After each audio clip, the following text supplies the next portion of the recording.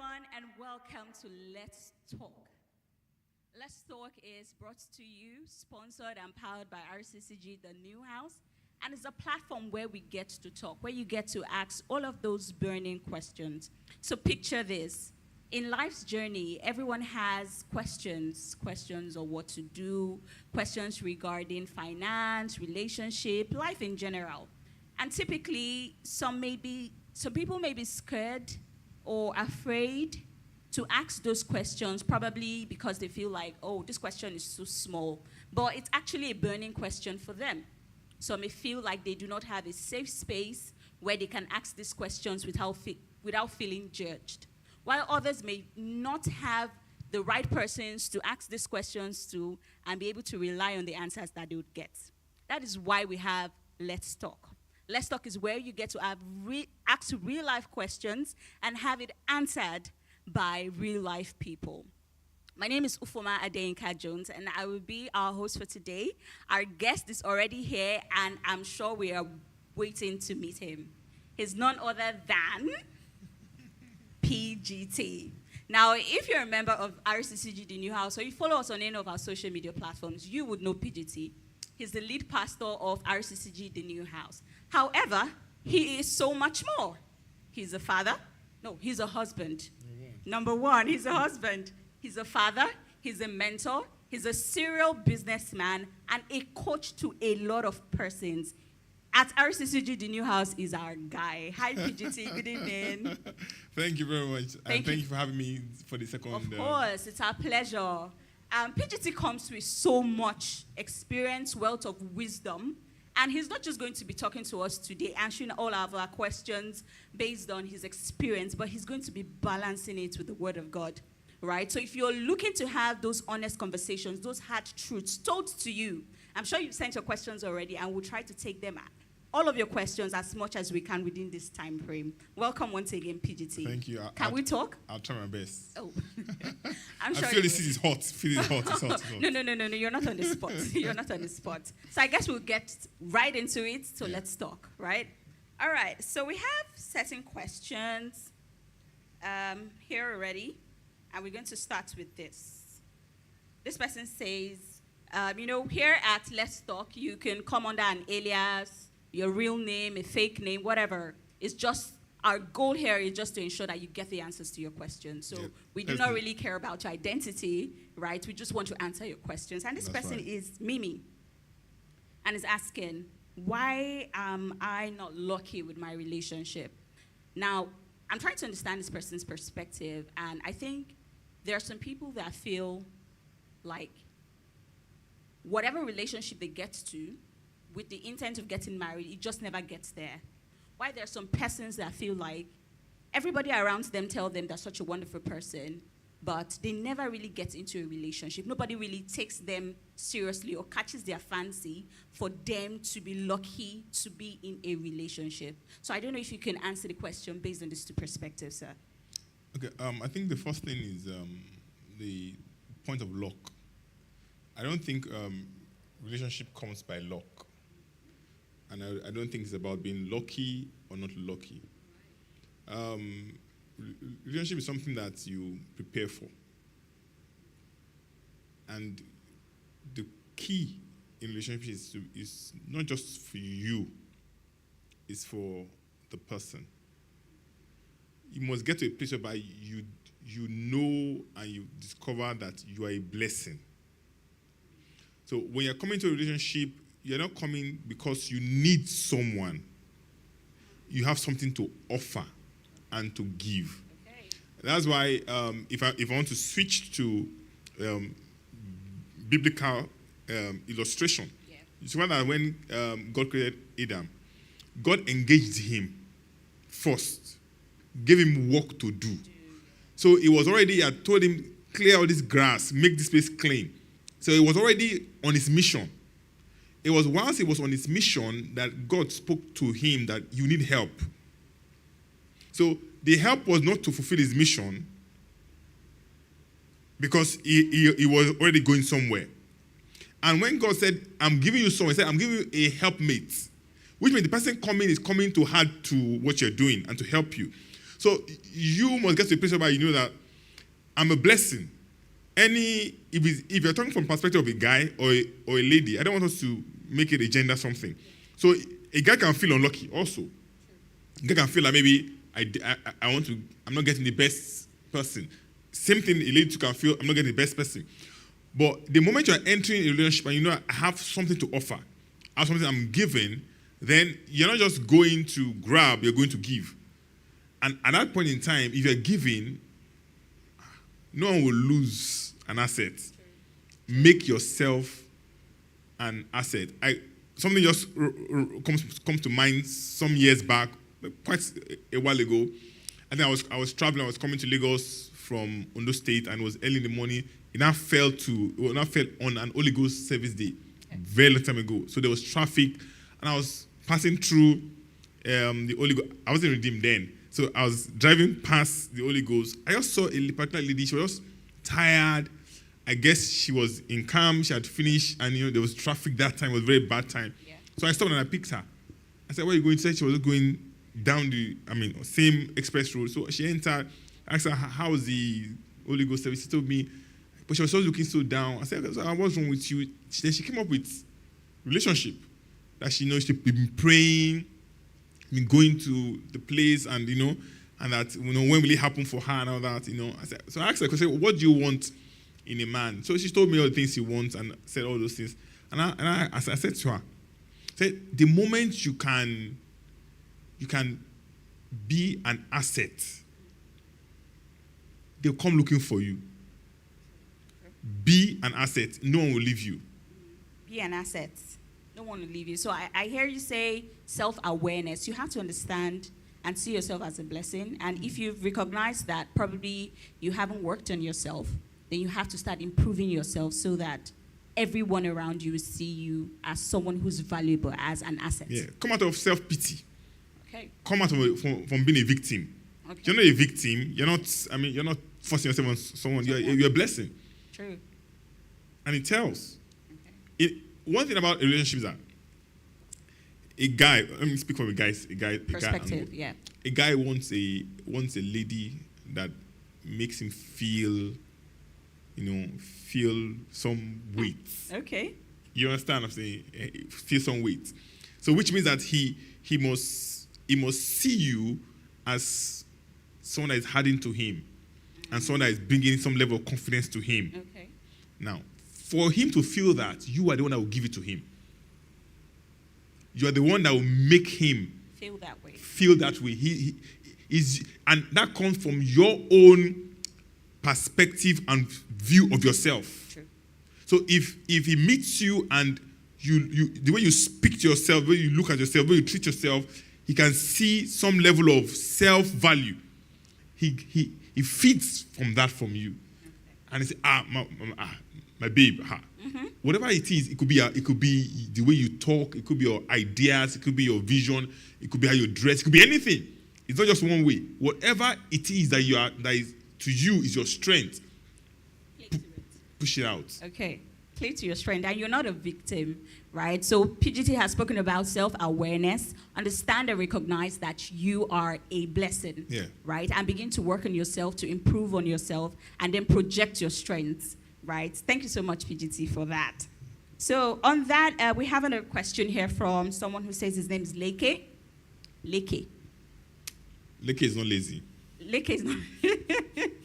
Okay, he said, should you marry someone who only said yes because they couldn't get their first choice? So, so I'm saying this question, I'm thinking, so maybe it's a guy. Let's look at it from a guy's perspective. And, he knows that there was probably this person that this lady was waiting for, and probably that person has moved on or is not available. You know when they say is it the available to become the needed or something like that, right? So what do you go ahead with someone knowing that you were the only option at the time, that was why they said yes, or it was because you were available, that was why they said yes to you? And how do you see the dynamics of such a relationship playing out? I think if I was the guy, I would first shout, "Praise the Lord!" Are you serious? I mean, really? Yes, your prayer is answered. You wouldn't feel any. Oh, why? You wouldn't feel any type of way. God removed your opposition from you. Really? I would think that your first reaction would be like, wow. "Oh, I'm the second thought. I'm the afterthought." See, all those aspects. Yeah. It is in line with the first question you asked. Mm-hmm. It's always from the mind. And it's a personal thing. Yeah. It has nothing to do with what's going on. You know, that thought is not because it failed and it came to you. You should be rejoicing. Okay. Whatever happened and made it come to you is a blessing. Okay. But if you begin to see it as if, oh, that means maybe I'm not the first choice, Yes. I'm not good enough, oh, I'm a second hand, oh, this one, oh, that one, that is in your mind because the person is not even thinking about that. Probably when you get into the relationship, person say, wow, I was a fool. Why did I see all this? Why? I thought I made it. You don't know what's going on in our mind. And instead of you to, give it your best and enjoy. And show you that, yeah. I was actually the one you should have waited for. Yeah, I mean, it's like they say something, they say, your glass is either half empty or half full. So it's just how you see things. Yeah. You should have a one and say, I will show you, can compare this one with the, say, I'm sorry, I told you are the best. Yeah. I think that's the way I see it. Okay, we've looked at it now, let's say from the man's perspective, like this. So what about a lady who knows that in her heart of hearts, probably physically, financially, spiritually, this is not someone that he would not have been her first choice. Whether she prayed or not about it and the Holy Spirit said, okay, this is your husband, or she just looked at stuff and said, this guy is actually loving, he's caring, he's nice. It's just not the one that my heart went to first of all. And how does that person begin to cope with that and make the best of that relationship, especially when the person that she has now, quote and unquote, settled for is a great person? Is it what? Is a great person. Because sometimes you see this play out and you find that the person's eyes is also outside, thinking that, okay, maybe there'll be somebody else like that, right? So how do you get to that point where it's not looking like you have settled, you have judged this person by the standard and metrics, it's just not the person that you would have chosen first, right? Probably the person that you would have chosen first broke your heart or is not interested in you, and you then said, okay, who's available? Okay, this is a great guy, and I want to be with this person. So how does that person come to that point of commitment and contentment to accept that person as now their first choice?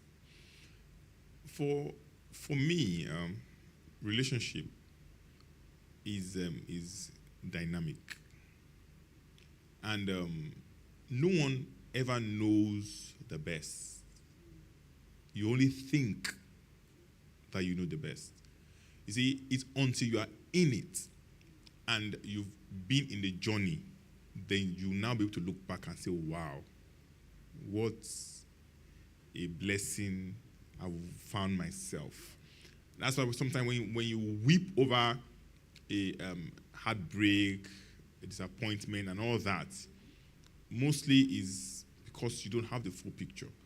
And having that at the back of your mind, now, if you're a Christian, the Bible says all things work together for good for them that love the Lord. So, is everything working around for your good? In your heart, the kind of spec you like is this, and you didn't get that. Mm-hmm. Now, this is who you've been given. Yes. Now, you have two things to do. Either work on it. You understand what I'm saying? Yeah. If you're a leader, you like guys that are fashionable, or you like a leader that is fashionable, and she's not that fashionable. Do you get? And you just like girls with long hair, yes, golden color, and the one you met, she doesn't mind low cut and just can even run out without doing makeup. Yeah. So all you need to do is that with love, you understand, buy her the kind of wig you want her to do. I agree with that. I agree with that. One of the things you do, let me take her on a treat. Take her just for pedicure, manicures. The things that you want, or you travel, you go somewhere, you say a dress, or someone say a lady that wears a nice dress and you like it on her. ask them where did you get it from, and order it for her. So you can actually, walk through with your spouse and have a kind of transition. And by the other side, by the time you get there, you'll be amazed that, oh wow, what's happening here? And that's how it works. Something happened in our home some weeks back. In our home, I'm always very how do I say it? I remember things. I pick things easily. I can know that they've moved this from here. Yeah, I'm that kind of person. So my wife she's not nothing. You say, oh sorry. And something happened in the house, and I did not take note of it. And she comes in and tells me, something like this has happened. I say, how do you know that? I say, she showed this me. She showed, and as all that picture was going on, I would see myself. Yeah. I'm the one that does that. Yeah. You understand? Yes. Not her. Yes. And so I realized that part of me, as it's half and half now. It's not half and half, and I cannot acknowledge that truly she's the one seeing what I couldn't see. Yes. Exactly. So you see, the more you spend time with someone, and you pour yourself, before you know it, both of you become one. So just the one that didn't work, leave it behind. This is what you have is better. You have not seen it, but it's better. So all you need to do is to begin to work on it, work on your guy, work on your babe, and the next thing you see, people want to say, man, you're a lucky girl. True. And that's how it works. True. Thank you so much, PGT. I think some things you said from this last question were very profound. Everything is really about mindset. I never would have seen it. My first reaction would be like, the person would be feeling self-pity, feeling like they're not good enough. But another way to look at it is like, whoa, this is what I want. Yeah. I have it now. Whatever pushed that other person. Praise the Lord. Yeah. I see that now. So everything's about perspective, and not just only in relationships, in life in general as well. So Leke, you have the answer to your question. You should go and do Thanksgiving. So we have another question here from V. V, yes. He said, I have a friend. There are many people that ask questions. Some people, they have people that have come to them, with questions, and they feel like they cannot give the answer. So he says, I'm asking for myself, but I don't want to say it to myself. It's allowed. It's okay. It's fine. He said, I have a friend who wants to get married, and she's imposing it on the man. He doesn't appear to be saying anything or saying no, but how do I tell her to let him make the moves himself? So I'm seeing things from this friend's perspective, or from this perspective. So as a lady who waited a while to get married, there are stories you hear, whether from your parents, your elder sisters, people older than you, and they say, see, this whole thing of getting married is a game. There's a way you play your cards, and you will lead and guide the man to making that decision, especially for someone who is stalling, right? I have had that told to me, that there's a way you would guide him. There's a way, ladies, we are powerful. There's a way you would do it and do it and do it. While some will tell you, outrightly, if you've been with someone for a reasonable amount of time and they don't seem to be bringing up the marriage question, speak to them blatantly. So there was a colleague of mine who said his wife actually, after they had dated for about 8 months, she was 26 at the time. He was working, he had everything. He's primed for marriage, but he wasn't saying anything. I just sat him down on a regular day and said, bro, what's up? When are we getting married? So I guess this is what this friend has done. And V is of the opinion that you should let the man take the lead. Let him be the one to say, I want to go see your parents. Or let him be the one to want to know your friends, or want to know your parents, or want to know, that sort of involvement where, this is leading in the right direction. So what's your perspective of that? On that, should V's friend now, should she take the reins of the relationship, especially if she sees the man is not saying anything? Or are there ways to guide men, towards, getting to that destination? Thank you for that one. I smile because in my story, it was very similar. I met my wife. Yes, I liked her, but I wanted to get to know her. And I felt that I was still in the journey. I mean, we're going on some dates, restaurants, and hang out. So I felt I was still getting to know. Yeah, been to her house. I mean, I felt it was still early. And one day, I was in her house, we were talking. And then next thing she turns to me and said, "What do you want?" I like that. So I was wondering, what do I want? I said, "What do I say? What exactly? What are we doing? What are we doing? What exactly?" I said, "You know." And I said, "I don't know." So I was I felt she was bold. Yes. And I said, "Yes." So what I didn't want to commit myself. Okay. I was interested, but I didn't want to. But at the same time, Were you guys still in talking stage at this time, or you were full blown seeing each other exclusively? You know, we have stages now in today's dating scene. we have educate me. We have step one where you meet the person, and then you have talking stage where you guys are just talking. You've not said anything. I like you, that's why I'm talking to you. I talk to you every day. You carry me along with your day. I'm getting to know your best food. I'm getting to know whether you like the AC or the fan on when you're sleeping. We're talking till 2 a.m. That's talking stage. Okay. And then at talking stage, either the guy or the girl, usually the guy, I prefer the guy, then leads the conversation to say, "Oh, we've been speaking for about 2 weeks now." So people have protracted talking stage that has lasted for months. It shouldn't be. Okay, normally, talking stage, okay. Yeah. So talking stage will last for about 2-3 weeks, typically maybe a month. And then if the guy is really interested, the lady, they get to say, "Okay, I really like you. I'd like us to be exclusive." Exclusive. So you are not doing this talking stage with any other person else. Okay. We are now getting to know ourselves, you know, for whatever reason, whether that is for marriage or stuff. So at what point did she bring up this conversation? Were you guys just talking casually, or you were in a committed relationship at the time? Well, in our time, there was not like exclusive. Was that you're in or you're not in? Okay. So yes, my intention was clear that I like you. You know, then what our own journey is that you like someone, you want to date someone, and you start dating the person. Then when you want to get married, you ask them for marriage. Okay. So yes. Simpler times. We've made everything complicated. Yeah, so now it's beats, yeah, you know. So yes, we're dating. We're dating. I liked her. I told her I liked her, okay. And we're dating. But I did not say I wanted to marry. Okay.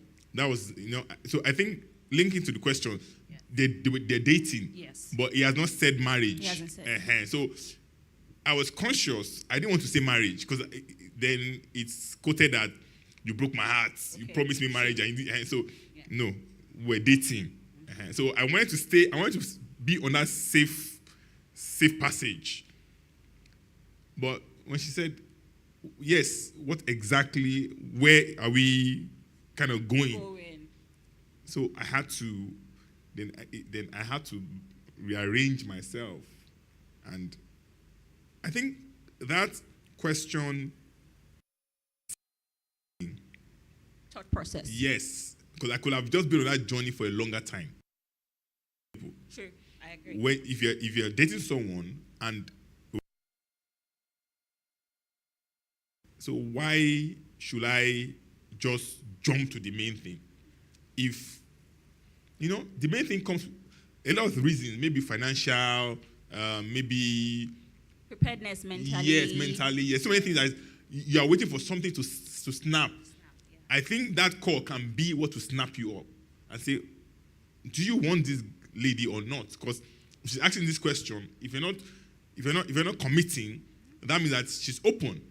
But if you don't want that, if you want to be, then I think that's what your exclusive means. Yes. So if you want to really go ahead, then you have to come out and say it. Yes. So then, I have to say, okay, well, and of course, I want to marry you, and that's when that conversation started.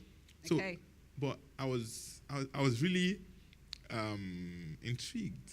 So later I asked, I said, "That day, why did you ask me that kind of question?" Mm-hmm. I wanted to know. So she told me. She said, "My pastor told me."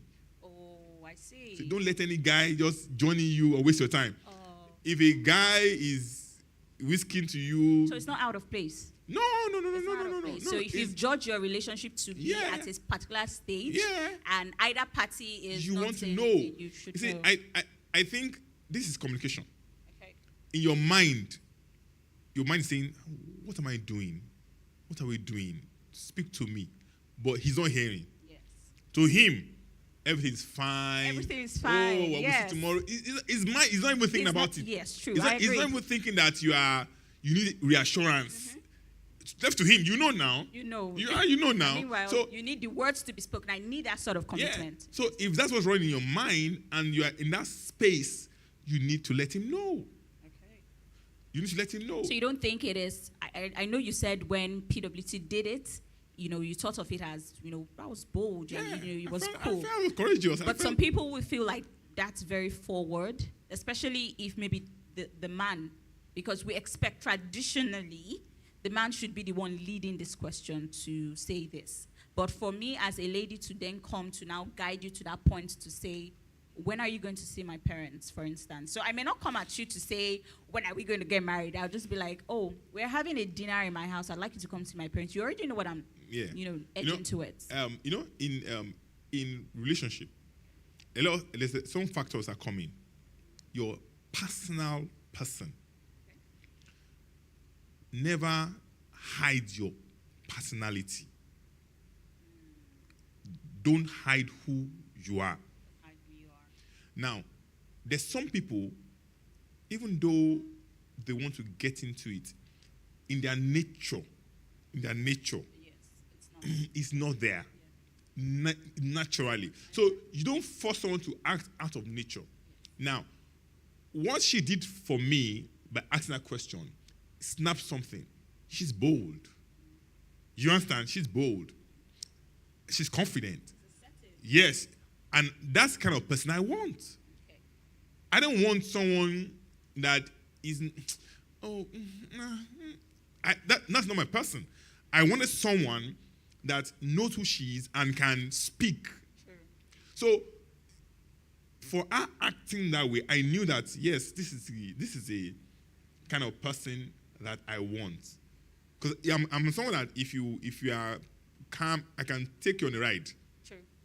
So I also need someone that can caution me in that area. That say, no, you can't take someone on a ride. Yes. This one is a no-go zone. So I agree. be who you are. Yeah. If that's who you are, don't be shy. Let him know. It's better that you know the truth than be in denial. True.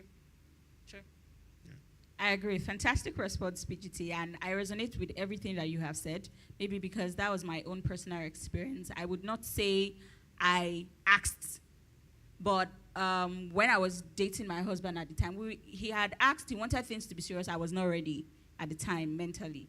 So when I became ready, I just saw that he was just on cruise. He was just on, and I'm like, bro, What's going on here?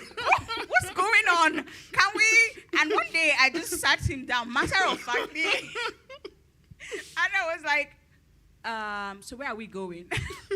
What? Because that's the kind of person I am. I'd like to know where I stand at every point in time. I don't like ambiguity. I don't like things, gray areas. I like to know where I stand. And I think that it's good, especially if the dating is now, going, because I have blocked every other person. You would not now come, and I would think we know where we are going, and meanwhile, that's not where it is in your head. So I totally resonate. And one thing is safe to, as I said again, be who you are.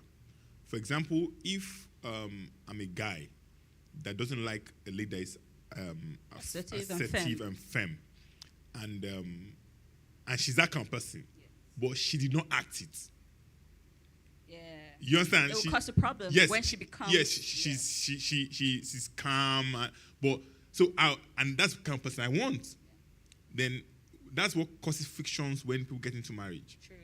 So and if I was someone that I don't like upfront, to me I feel is maybe she's challenging my authority. Yes. Or she's questioning I'm the man. I'm the one that is to, dictate the pace.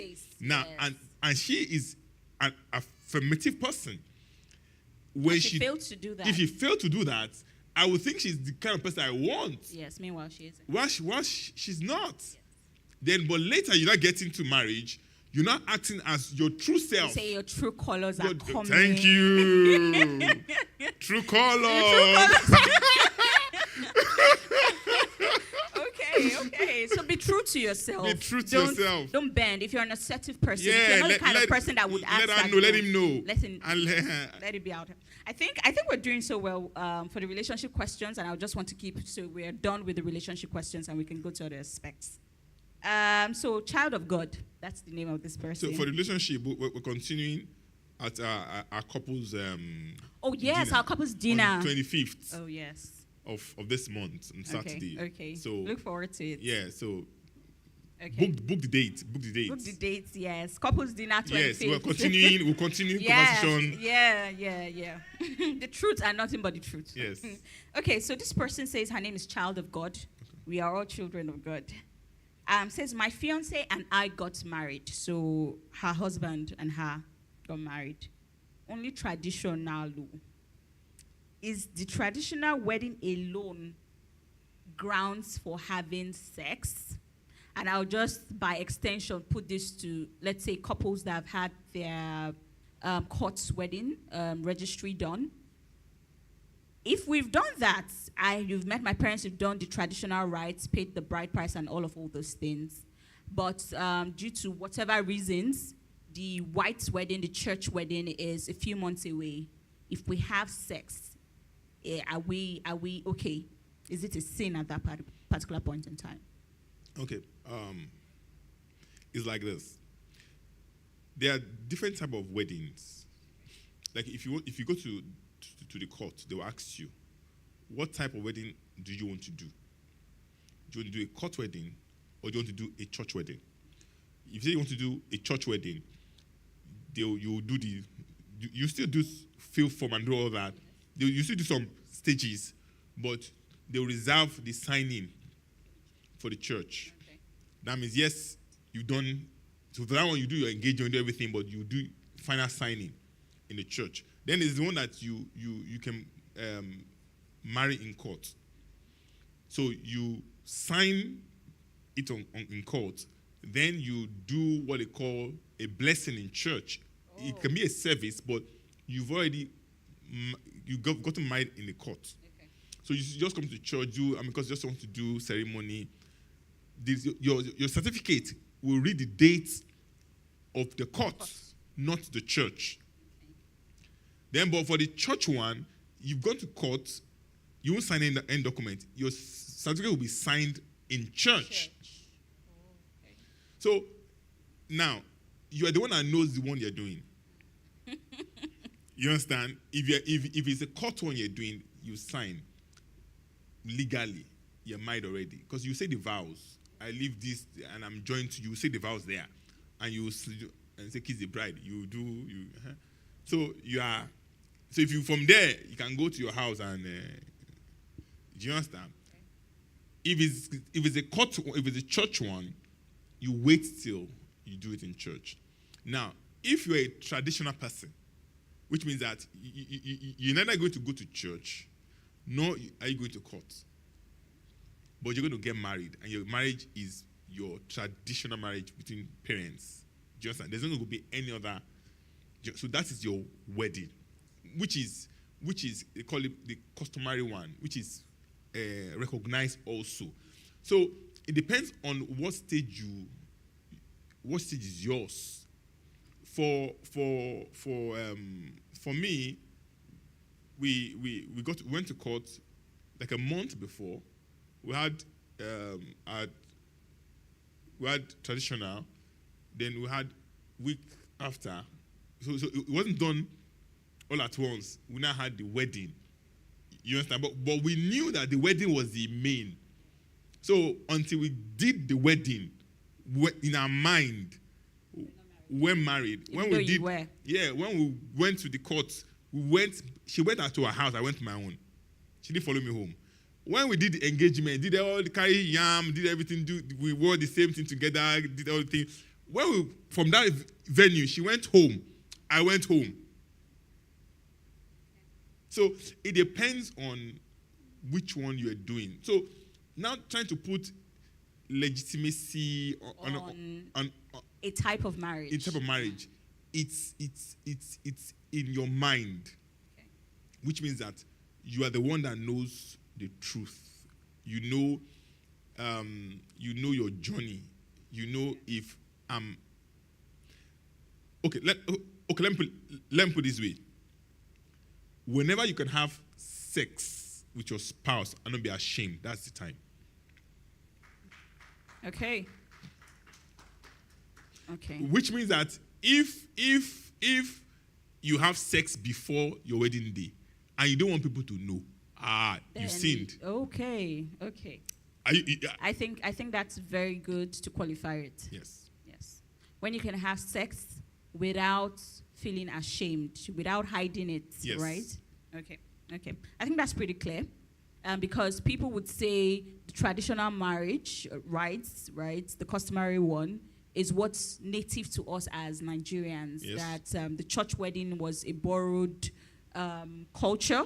And even some people argue that if you do traditional, you do white, you do court, you are just basically replicating the same thing. Because if I go to the court and have my courts, do all that in court, and I never go ahead to pay my dowry or go to church to have the joining, that person legally is my husband, right? But I think looking at it from the perspective of the church, or looking at it from the perspective of Christianity, like you have said, the moment if you go to court in your mind, you said you are the one that knows what you are doing, you're the one that knows it. So if you go to court and from court you have your church wedding slated maybe a couple of months back, but you don't want anyone to know. Probably you're already living together, you've already moved in, but you will come in separate cars, then you should know that you have sinned, right? Yes. Because it's that guilt that comes with, sin. All right, thank you so much, PGT. I think we're rounding up on the relationship questions and questions around marriage. So this question is from, this is not really a relationship question, it's more about life in general. And I think it's from a lady. She says her name is Real. Why do men always sexualize me? They never take me seriously. So, there are some ladies that are very attractive. And I have seen this firsthand happen even in the corporate world, where someone is really beautiful, very attractive, and unconsciously, people don't take them seriously. They feel all they are good for is their beautiful face. There's no way this one can be intelligent. She just, God has blessed, the way God blessed her is for her beauty. So her beauty will keep on opening, ways for her.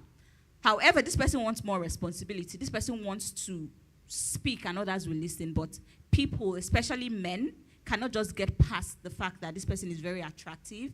And, they just feel like, there's not much to you. All of your beauty is all that there is to you, right? So how does such a person begin to affirm their place to say, I am much more than what I look like? Yes, I may be the most attractive woman in the room, but you have to take me seriously. I want more responsibility. I want to do more. I am more.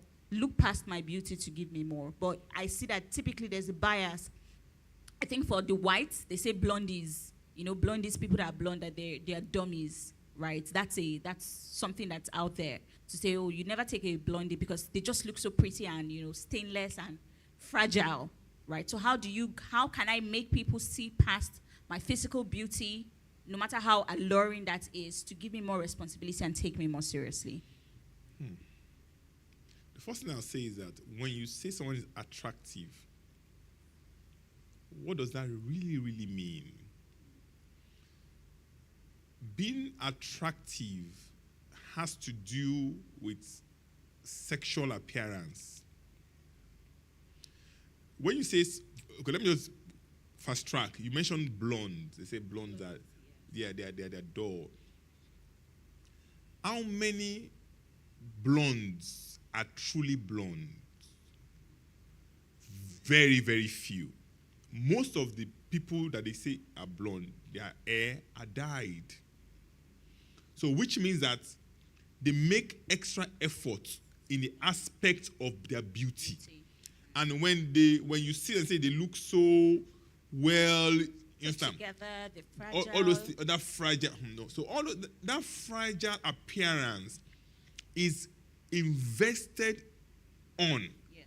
Which means that the lady makes sure that when she goes out, her eyelash is done, her lipstick is there, her nails are on point, the way she talks, the way she sits, the way she moves, everything is all like, all set.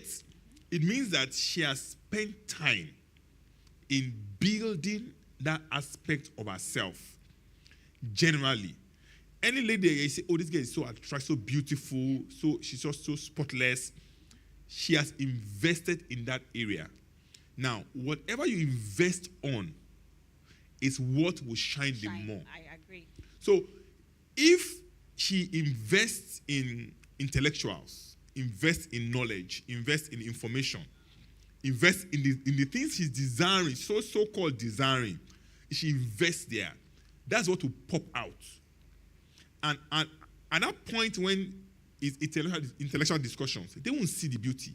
They will see the value, the idea, and the things she's saying. But if she has spent all her time in, the shoes she wears, the skirt she wears, the way she dresses, and they say, let me just use for a bank, for example. Just use it for a bank, for example. Maybe a bank, and the bank is trying to raise money, and they need people to just go out and just go meet clients. You understand?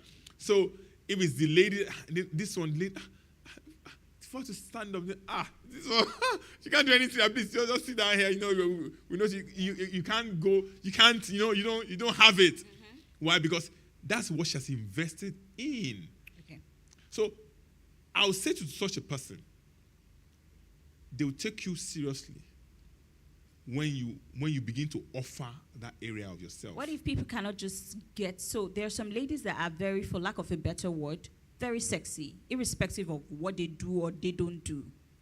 And people cannot just get to see. So before you say, okay, let me even be at the table where I'm speaking about my ideas, you're not even there because they feel like all you're good for is just to be like a portrait or a wallpaper kind of thing. No, for me, I disagree. I disagree that there's a lady that is so sexy. No. There's that same lady. If she changes what she's wearing, she won't look that sexy anymore. I guarantee you. You see, there are things. So should women? She won't look that sexy anymore. So are you saying the person now should sort of downplay on her physical attributes so they can see beyond that? What if I am just a very well put together, every time it's not costing me anything, I would always show up and show out. I'm always well put together. See, I agree about that. You see, what exactly do you want? It's what you want that matters. Now, a lady, he knows she has nice height, she has long legs, she has, nice shape. Yeah. Now, if our focus in her dressing, in her appearance, is that why waste these beautiful legs? So she wears a skirt and there's this long line that comes up so that her legs can be seen. She has nice curves. So why wear something that will cover the curves? I need to wear something that is tight and will show my shape. So you know something? So you are flaunting what you have. And what you have, yes, is beauty, is sexy. And it's what you put forward that people will respond to. You don't have to be sexy to look beautiful. You can actually see. I'm sure I guarantee the other ladies are hot, but what they wear does not reveal that hotness as much. You understand? So when you see them, that won't come to you. It's like a lady that has big bulbs, and she wears, you must, So what you sell, you're marketing something, and you see, you can't eat your cake and have it. True. You understand that? You can't walk past a colleague or your boss, and they must look and say, man. and you're not complaining that they're not taking it seriously. Or that. So you have to choose one. Choose. I agree. I agree. Because you are seen that way and you need another narrative, you want another goal. Yeah. Whether or not you like it, since that is the projection already, you have to downplay on that for you to project something else. If you want to be professional, there are smart dresses that ladies wear.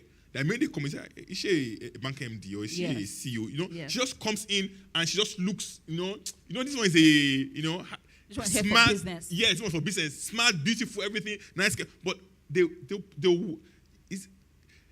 must look the part of what you want. True. I agree. So, V, you have your answer. You have to decide what you want ultimately. No one is saying you have to look shabby, you have to downplay on your natural assets, but there's a way to look professional. There's a way to be put together and be taken seriously. Yeah. And then also invest in the areas of things where you want to be able to speak about, where if it's intellectual things about your work that you want to be taken seriously on, then invest in those things. Yeah. And when you begin to look that part and you speak, people would recognize you for more than your beauty. Yeah. All right. Thank you so much, PGT. Okay. I think this is the last. When I saw this question, I didn't know what to say. I was like, am I going to ask this question really? But I'm going to ask it because this is Let's Talk and we ask all the questions, right? This person just said, I'm a sex addict. I'm a sex addict. Okay. Help. Okay. Help. She didn't say if she was a lady or she didn't say if it was female or male. Didn't say if they were married or not. But the addiction was just so pressing. All the person could say was, I'm a sex addict. Help. Okay. When it comes to sex and sexual things, it builds up. It builds up. And it thrives in an environment. If what you see, what you talk about are all sex related, then it will be difficult to come out of it. You meet some people, before you talk 1, 2, 3 things, they make their jokes sexual jokes. Or all around in their phones, in their documents are, very skin-looking pictures. So those are the things that set you in tune and set you in the mood. So when you open your phone and your phone is showing the wallpaper is a nude lady. Yes, in your room, you have posters of so if you wake up, that's what you see. If so it sets probably even have friends that's when you guys gather, that's basically what you're talking about. So if that's what you're surrounded with, okay, then that's a big problem. But the moment you start to remove such things in your environment, then you find that you're more free. That's on the physical aspect. Okay. Then, if peradventure you have already been in it for a long time, then there's what we call spirit of immorality, which follows those kind of acts. So, it's possible that the person already has a spirit of immorality, which means that if it's a guy or a girl, which also applies to the last question we spoke about.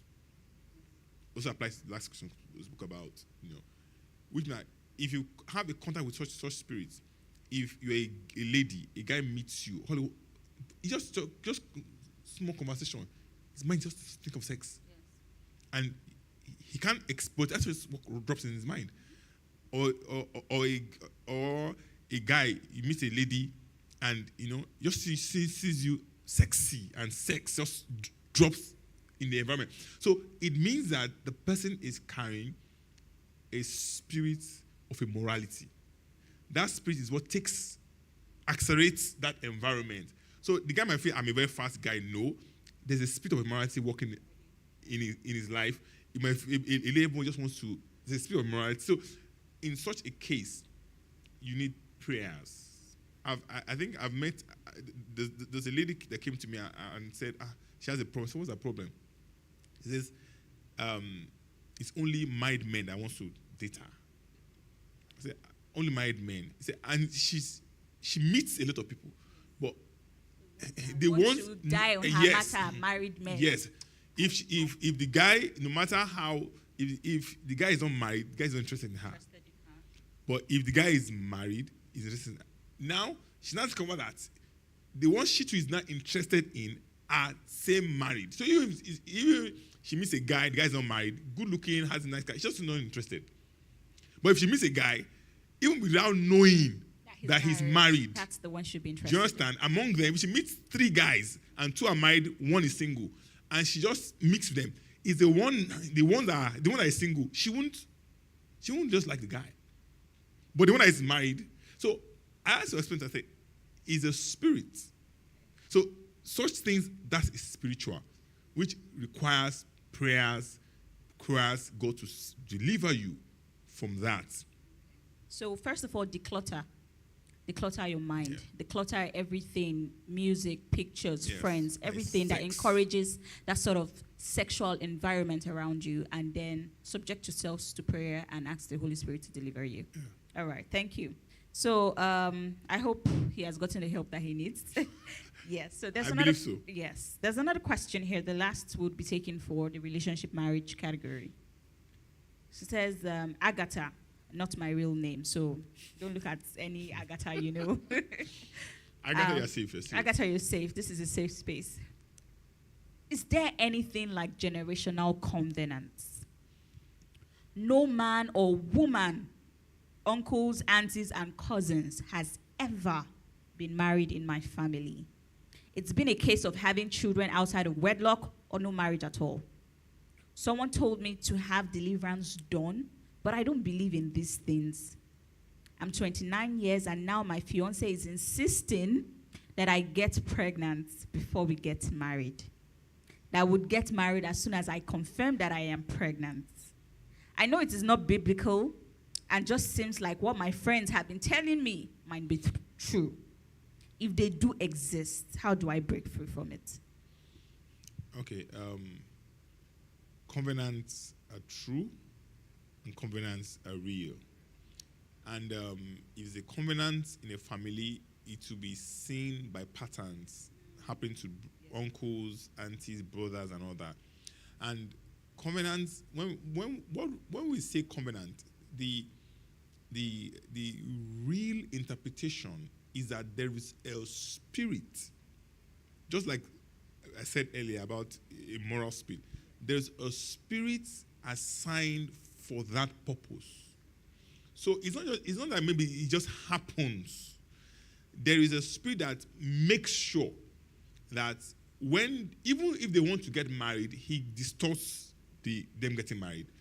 He makes sure that even the person wants to marry, the moment they go into sex and having that area, make sure they don't get into marriage.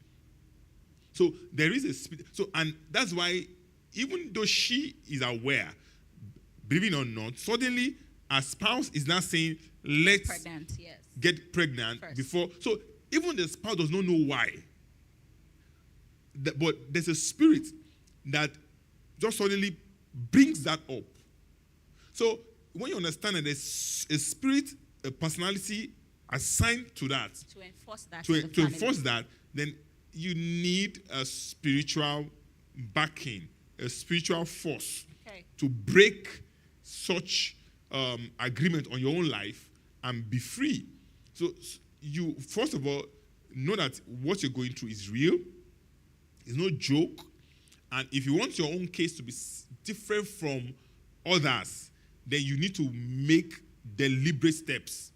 Number one, which also goes for every other aspect when it comes to like covenants or curses, is that the moment you know what they want you to do or what they don't want you to do, it becomes your target.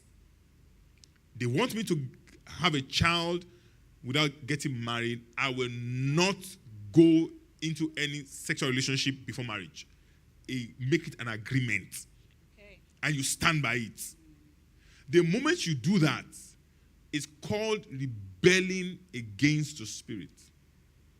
The Bible says, to whom you obey becomes your master.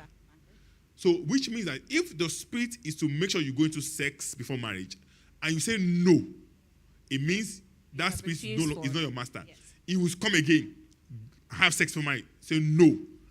Have sex before marriage, say no. The moment you are consistent, then that authority breaks. Fantastic. In either in relationship, in marriage, in whatever it is, if in your home, in your family, you find that everyone get married, the wives or the husband will go back to their parents' house. The moment you are getting to marriage, kneel down with your husband and make an agreement. I will not leave this house to my parents' house. Never. If you push me out, I'll sleep at the door. I will never spend a night in my mother's house or my father's house. The moment you have made that decision, you have broken the backbone of that spirit. That covenant is broken. You don't need deliverance, falling down, and pushing you. It's your decisions and what you have chosen to do. Yes. And whoever the Son of Man sets free is free indeed. So keep professing. And I think a lot of things, I think what you said is really fantastic and profound. A lot of us have to do lots of introspection into our families. I remember there was one of the sermons you preached about patterns and recognizing patterns. You have to look, is there a trend, a recurring trend, generation after generation in my family? This is not just for Agatha now, but for all of us. Yeah. And look at it and then say, my case is different. Yes. And begin to absolve yourself and separate yourself from such My evil story will be covenants. different. So you don't need to go for any 7 days deliverance session. You have to establish a covenant that is contrary to that existing covenant, and then begin to decree and establish it. Right? Correct. Preach it. I'm not PGT. Thank you so much, PGT, for that. So we'll move to the business career side of things now. Daughter of Zion. She says, what's this? Okay, no. Okay. What are the advisory steps you'd give for growth when you are in an organization where the salary is not commensurate with the value provided the person said at all? So I'm working in a place and I am being paid way below what I should be paid. And for some reason, that's what I have for now, so I am there. And you know there is a direct linkage between reward and motivation, right? So I am feeling demotivated and I don't even know how to grow here because what I'm being paid, the value for my service is not even commensurate. What steps would you give for growth for me to be able to grow in that organization or seek opportunities elsewhere? When it comes to career and business, and you're also a Christian, always remember that there's no accident when it comes to God. Everywhere you are now is linked to your next place. And how you maximize or grab what is available for you to learn now determines where you're going to. When I was young, I was, from during holidays we walk. And one of my first work that I worked was to be a storekeeper. So I used to be a storekeeper, fill cards and all that. And then I was young, they're carrying goods. I'll join them and carry the goods, arrange, So I learned how to arrange cartons and it will not fall.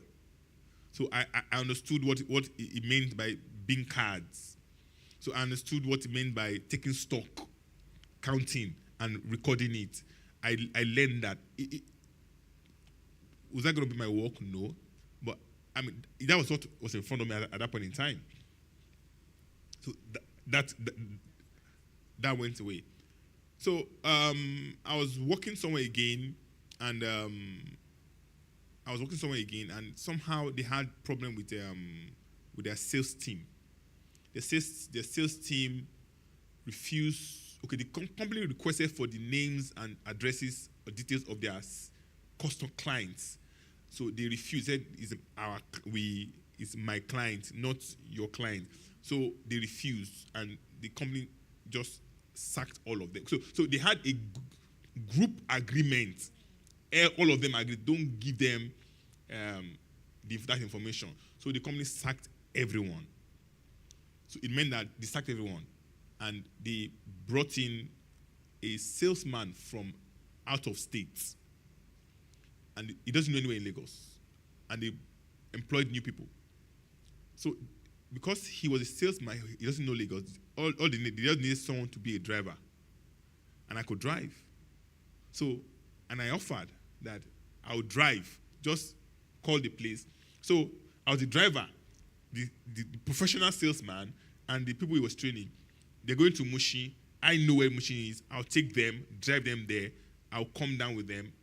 I've never done sales before. I don't know how it's done, but I'll drive them. So I'll work with them. The salesman, it means he gets there, that's his field. He doesn't need to know you. He's gifted. So he does the sales something. They say they want to go to Agege. I'll carry them, take them to Agege. So I work with this guy, and I learned what it means to just walk into a store and feel the air of the place, and suddenly just become like someone that's familiar with them. I learned it firsthand. Was I going to be a salesman? I didn't know about that. So, but unknown to me, all these stages, I was picking something that was going to be unique. Where you're headed? Where I was going to. So when I eventually went to school, graduated, had worked in an organization, and suddenly an opportunity opened that was way steps above me. But I had vast experiences in different aspects where when all that is what you need for that yes, role. Okay. Yes. So when they tried me out, when I got to that seat, I could receive bin cards, stock cards, and analyze it because I worked there before. So, and I could detect when there's error because I know what we do then, and I know what. And I could understand. I could enter a place. I know by sight the quantity of stock that is there without actually doing one-on-one count because I'd worked that before. I understood what goes in the market because I've been a salesman before. So even though I wasn't doing any of all those things, but when I sit down and there's a meeting and the stock man is talking about raw materials, they're talking about all these things, I could easily put them together. I understood what sales, so it was just preparing me for somewhere. Yes. I believe sometimes when you get to an office whereby they try to use you like jack of all trade, it's actually a blessing for you. I agree. Because you might never have an opportunity to learn all those things if you were somewhere else. Because you could be somewhere else. I know some organizations where if you are employed as a storeman, you can be a storeman for 20 years. They don't need you. They have promotions there, but you will never move out of that store knowledge to experience something else. Yeah. But you're in a smaller place, they might think that they are using you and not paying you much. Yeah. But because they don't want to pay, they don't want to employ 5 people to do 5 different jobs. Yes. They want to hoard. So they'll make you do the 5 jobs. Yes. By doing that, you are learning different skills. I agree. So embrace it for that time. It will be very soon an asset that you have that you never knew you were gaining. Oh, wow. Oh, wow. Oh, wow. So this really resonates with me, right? I think when I started my career, right out of school, I got a job, in one of the banks. I had not gone for youth service or anything, so in their minds, good. This small fry. What do you want to do? And they made me work. Oh, God, I worked. I was put in customer service, so in the biggest branch in Port Harcourt, right? So like, once we open our doors in the morning, influx of customers. There were 2 ladies who were supposed to be working with me. One of them was she was pregnant near delivery. The other, she had issues with her health, so she was in and out. And there was a day I was the only one. There was something called Saturday banking. I was a customer service. Nothing concerned me with cash. And my BM was like, oh, you had to come and do cash and bullion pickup. And I learned how to. And by the time I went into banking proper, like as a professional staff, people did not believe I was just an ET, like that's the base level. They did not believe I was entry level because my lingo, the things I was saying, I was sounding like I had been in the system for years. So it was very, very easy for them to recognize me. And when I became a professional staff, I was not in customer service. I was not in operations, anything operations. I was in product management. But I had to develop a product that had to do with something like that. And they were like, oh, let's call the head of. I was like, what's it? And I just started dishing out. In retrospect, I saw that God was preparing me for that place. So like PGT has said, where you are right now is tied to your next level. Maximize it. It might look like you are being overexerted. It might look like you're being overworked. But look at it again from another perspective. You're gathering so much. You're doing more than you should do. But what you're learning is yours. Yeah. They cannot take it away from you. And it's the sum of all these things would make you a better person. So like PGT had said, for the time, embrace it and learn as much as you can. I think that's very profound and I resonate with it totally. Okay, so this is about, the person said her name is someone or his name is someone. That's fine. It's Let's Talk, so you can be anything you want to be. So someone says that is first fruit offering to be paid at the beginning of every year or only when I get my first salary from a new job or business? Okay. First fruits means that it's your first harvest. You know, like when the farmers, they plant, and when it's time to harvest, you know, in the East, there's something they call yam. New Yam Festival. New Yam. Yeah. So it's from that principle. And you find that first one, they do a ceremony whereby the yam is, is given. So if, for example, you're on maybe 100,000 and you're promoted and you've moved to maybe 200,000. So that 100,000 is a new increase. It's like a new fruit, like something first. And so that's what God asks for. So it can come either in the beginning of a year, it can come in the middle of the year, it can come at any time. But you are able to recognize that this is the first time. Yes. It's a new blessing, and that you sow that as a first blessing. Okay. So that's what it is. So it can come at any time of the year, during any season. Okay, but the one for the beginning of the year, that is sacrosanct.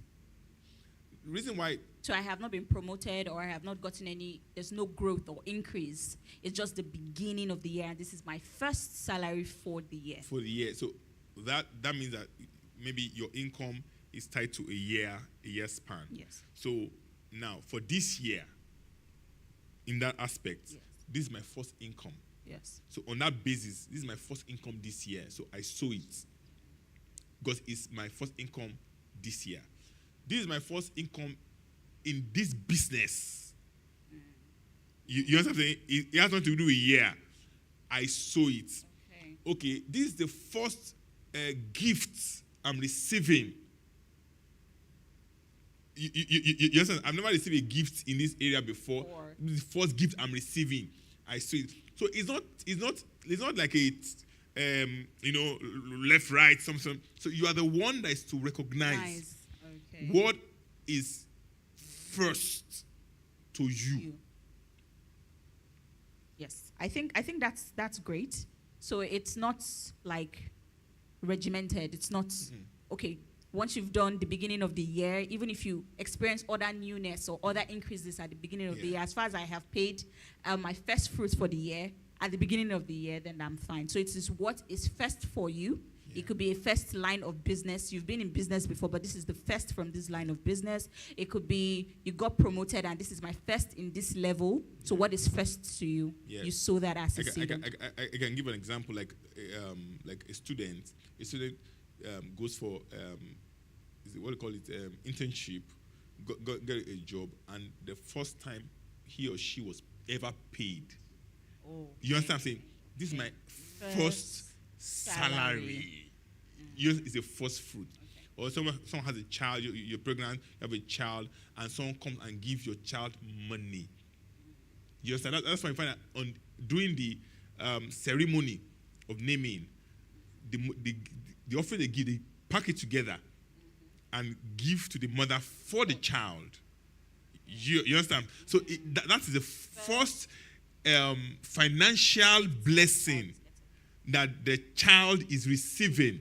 So that's the child's first fruit given to the mother. It becomes your first earning. So as which way significant to you, you must be able to recognize it. Okay, quickly as we round up this week's episode of Let's Talk. Lengthy question from Anonymous.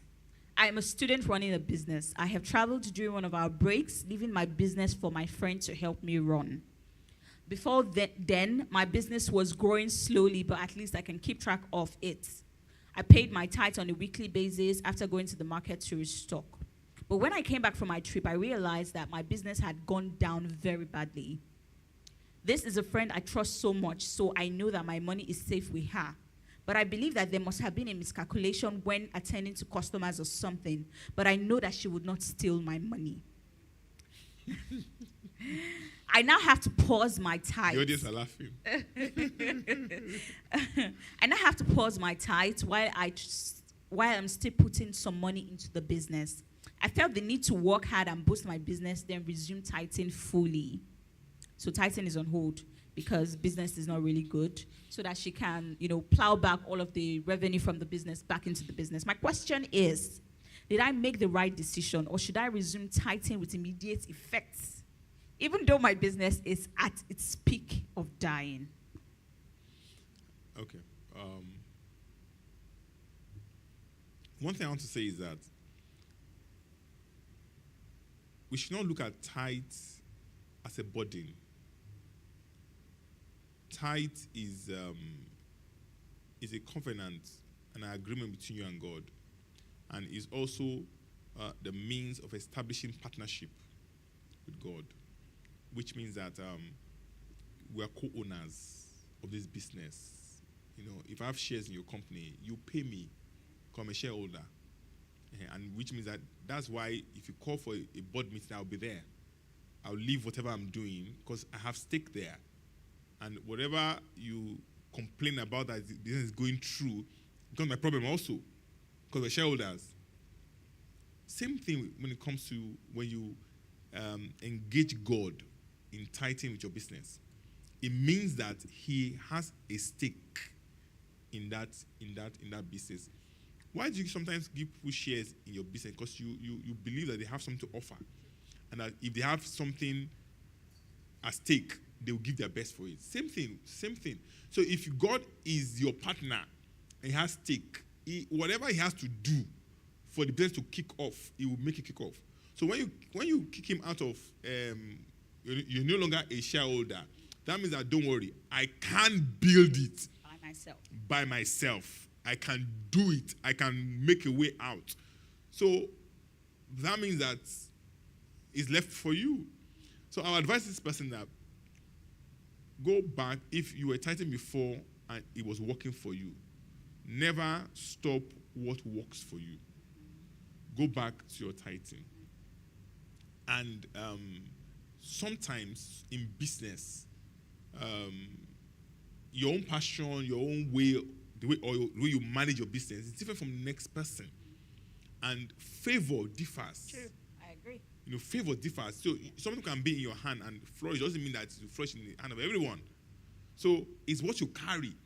And that's what you should, and it's also your covenant on your business. So go back to what was working before. And there will be a season of restoration. the business will bounce back again. But go back and to tithing and do what you do best. Yeah. So Anonymous, go back to tithing with immediate effect, just the way you said it. Just to piggyback on what you just said. So I've heard certain theories while we wrap up. For people who have defaulted in tithing, there's a school of thought that says you go and calculate all the defaults. You know, it's like a loan that you're owing and you've had some months and now there are penalties. Go and calculate how the months that you've missed, the amounts that you missed, and then cumulatively bring them to make up for the time that you did not pay. So I want to know what's your perspective on that. Should I just, I fell off. I stopped tithing for whatever reason, you know. And now I've heard this and I feel like, you know what, I'm going to go back to it again. I'm going to keep on tithing. Do I have to calculate for the years, the months that I missed and bring all of that back to God? Or do I just start and say, Lord, I'm renewing this covenant with you right now and I'm going to be faithful from here henceforth?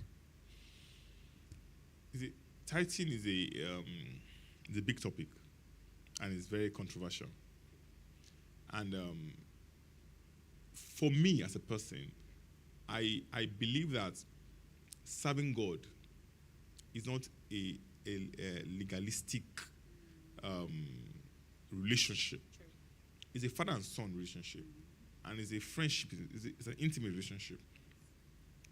So it means that if my son maybe misses some payments of his rent or maybe money I give to him and he miss, and now realize that had some issues, will I say until your debt is paid back, you will not be restored? That's the first thing I'll ask myself. And I don't want us to always lock ourselves in that direction where God loves you. His relationship with you is not just financial. It's not based on the money you owe him or the one you broke. You know, it's from the heart. He knows your condition. He knows what's going on. Just pick up from where you are and move on. If you desire that you want to do more, you understand? Decide what you want to do more. You don't have to lock it on 10%. You can give to God as you desire. You know, I know people that can't actually phantom or lock their giving to tithing. But what they give in value to what they earn sometimes is higher than the one that pays the tithe in a regular basis. I know people that have built churches. The value of the church building, equipment, everything, one man. And the man might not be a day-to-day, morning, month-to-month giving of tithe. But the next person you accumulate his tithe in the same earning. Doesn't so? And you see God bless people in different ways. And that's why sometimes when we lock some things, they say, if you don't give tithe, you will not prosper. When people can now see someone that is not giving tithe and is prospering, do you understand? Then they are leading to have an explanation. You know what I'm saying? I agree. So it simply means the idea of tithe is that have God's business at heart. The purpose of tithe is that the house of God does not lack. That is the purpose. The moment you are concerned and interested with God's own interests, in whatever form it is tithing. You're in partnership with God. So your tithe can be 15, 30, 50, depending on as it goes. It can be my tithe is one major big at once. Just as your conscience and your heart is speaking to you. Oh, fantastic. Thank you so much, PGT, with that very, very explicit case scenario. Many people think God is, fixed, rigid. Like you said, our relationship with him is not legalistic, right? Think of him as a loving father and, deal with him according to that. So thank you so much, PGT, for gracing us today on Let's Talk. It was an amazing, amazing session. Thank you for allowing us to lean on your wealth of wisdom, wealth of understanding and knowledge over the years, and, balance it appropriately with the Word of God without any judgment. We truly appreciate you for coming today. Thank you. That, we have come to the end of Let's Talk for this episode. Remember, it is airing every Thursday at 7 p.m. at RCCG, the New House, on Instagram and YouTube. You can, catch a replay of previous episodes. And trust me, there's one thing I assure you would definitely learn something. You see something else from another perspective. People think that situations are peculiar to them. But by the time you see questions like, you're like, oh, I'm actually going through that. It's not just me. Oh, really, there's somebody else. You're able to connect and, you have the answers resonate with you. We do hope that you've had answers to your questions. Remember to send your questions ahead of next week's episode where we will have our guest again next week. So till then, see you and God bless.